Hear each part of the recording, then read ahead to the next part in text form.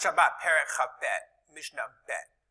Second Mishnah, this 22nd chapter of Shabbat. And this is actually, it seems like a very short Mishnah, it's a very simple Mishnah, but one of the most fundamental Mishnayot when it comes to Hilchot Shabbat. We're going to learn a bunch of important terms that are relevant to Hilchot Shabbat. And we're going to see that the Mishnah says something that we don't pass on like halachically. It says the Mishnah, Kol Shabbat Bechamin Be'erev Shabbat. Shovinoto Bechamin Be'Shabbat. Something that was Ba Bechamin. Ba Bechamin means it was put into Chamin, a hot pot of food. Meaning, the Bartuner says, Shenit Bashel, meaning anything that was cooked, Be'erev Shabbat. Then, Shovinoto Bechamin Be'Shabbat. I can then put it into a hot chamin. Lishro shori means to soak it, but it means to put it into the hot food on Shabbat. So if I have a pot of fricassee, this actually took right before Pesach, because we love fricassee. So now let's say I have a piece of cooked chicken, and it's cold. And the fricassee is not on the fire. We just imagine it's not on the fire. Take it and put it on the fire. That's called the Kli Rishon. It was warmed up. It was boiling from Erev Shabbat. Now Friday night, I take my fricassee and I take it off the fire. That's called the Kli Rishon.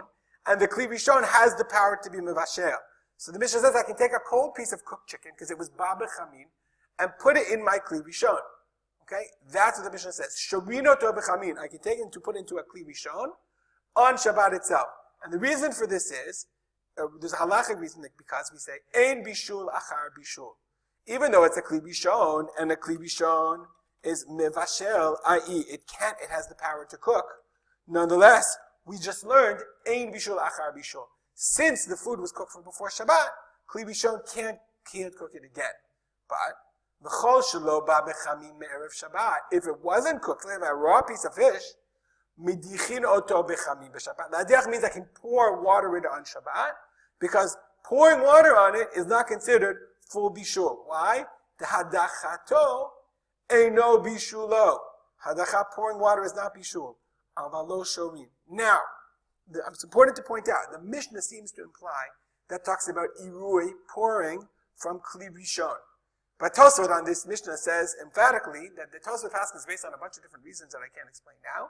That irui Kli Rishon, Tosfot points out, irui Kli Rishon, according to Tosfot, is, and this is how we paskin, is mediach kedei klipa, meaning it cooks, it does cook, kedei klipa, the outside, the outside area, the shell, a shell's worth of the thing itself. So therefore, nowadays, we paskin, something that's not cooked, you don't pour water over it on Shabbat.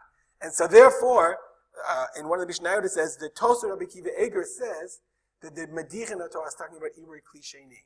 If that has its own problems, but just understand, we don't paskin, you're not allowed to pour water over something that wasn't cooked on Shabbat. And the Mishnah says, not only that, chutz mina maliach hayashan, you can't pour hot water on maliach hayashan. We're talking about hot water, obviously.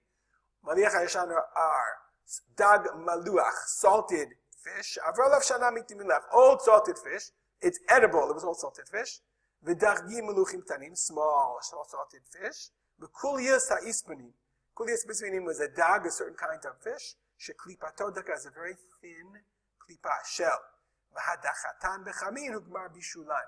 Pouring water over these foods, mliach hayashan, dagim meluchim tanim, v'kulis ha'isminim, Mishnah says, hadachatam, pouring water on those things, zoe gmar melachtam.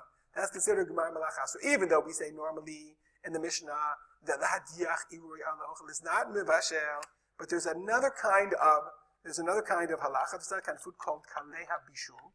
Kalei habishul, we say hadachatan, pouring water on them is zohi bishulan, and we also say they're mitbashlin, this for the halacha, b'kli sheni. That they are cookable in kli sheni. So even though we normally said only kli rishon is mevashel, and kli sheni eino mevashel, kli sheni doesn't cook. I know I'm all over the place, but for kalei habishul, from this Mishnah we learned that for kalei habishul, hadachatam zui bishulan, and they are cooked in a kli sheni. And this just tell you is a reason why you don't make tea from tea bags even in a kli sheni, because we're afraid, just like the Mishnah said, that in kalei habishul hadachatam zui gmar melachtam, and they would be mitbashel and kli sheni. There's obviously a million more things to say about this. We're not going to paskin for you, but this is a critical mission when it comes to Hilchot Shabbat.